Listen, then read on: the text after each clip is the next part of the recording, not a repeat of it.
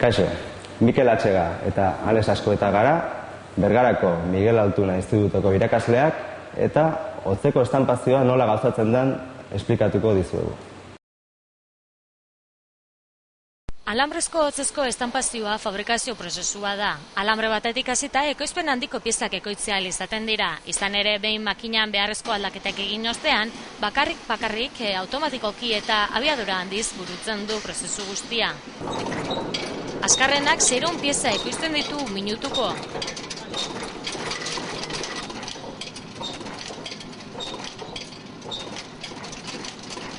Hotzezko estanpazio esatean, bi kontzeptu nahaztu ditugu. Alde batetik, estanpazio bidez, hau da, forjatuz egiten dugula lan, eta bestalde, hotzean lan egiten dugula. Honek esan nahi duen zera da, ingurugiroan dagoen temperaturarekin lan egingo dugula.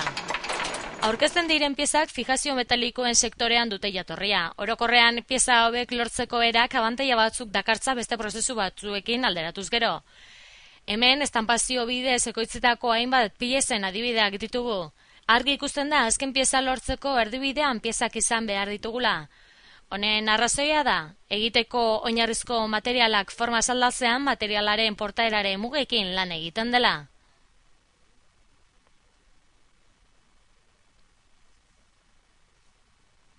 Estanpazio makina baten atal garrantzitsuenak hauek dira.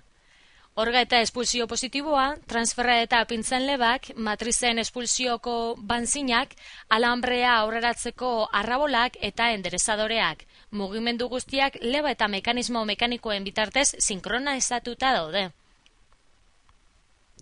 Erreferentziaren aldaketa transferraren igoerarekin hasten da matrize eta buterolak dauden gunean sartu ahal izateko.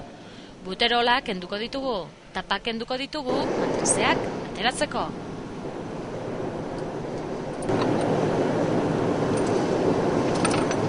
Behin gunea garbituta, fabrikazio berriko matrizeak montatzen dira eta tapak jartzen dira.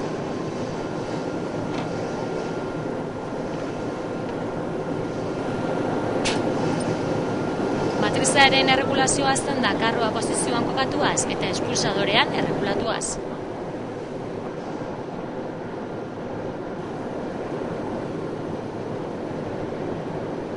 Makina bat berriz ere posizio egokian jartzeko espulsadorearen topera erregulatzen da eta horrela matrizarekin tope egin dezakete piezek. Berrezkoa da espulsio positiboko lebak aldatzen dira. Ekoizpen berriaren buterolak montatuko ditugu.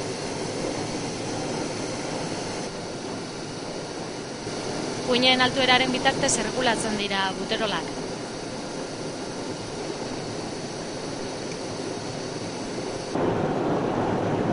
Fabrikazio berriaren truke pintzak aldatu eta patroiak erregulatzen dira ongi zentratuz. Behin alambrea sartuta, zati bat moztu eta nahi dugun neurria emango diogu volantearen bitartez.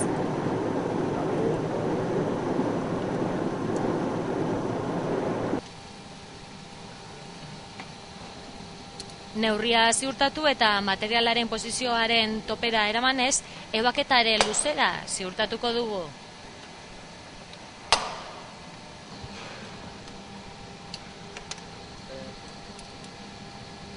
Transferra jaitsi eta azkenik irekiera eta itxiera pintzen lebak erregulatuko ditugu.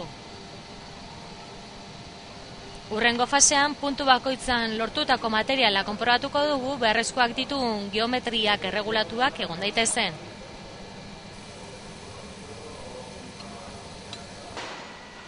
Azkenik erregulazioak onartzen badira elementu guztiak gogor estutzen dira eta ekoizpen programa egiten da.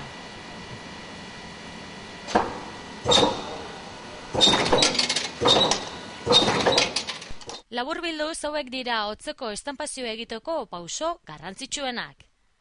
Hotzeko estanpazioari zerrera. Hotzeko estanpazio bidez fabrikatutako piezak. Makina baten atal nagusiak. Makinan aldaketa bat burutzeko garaian erregulatu beharreko elementuak.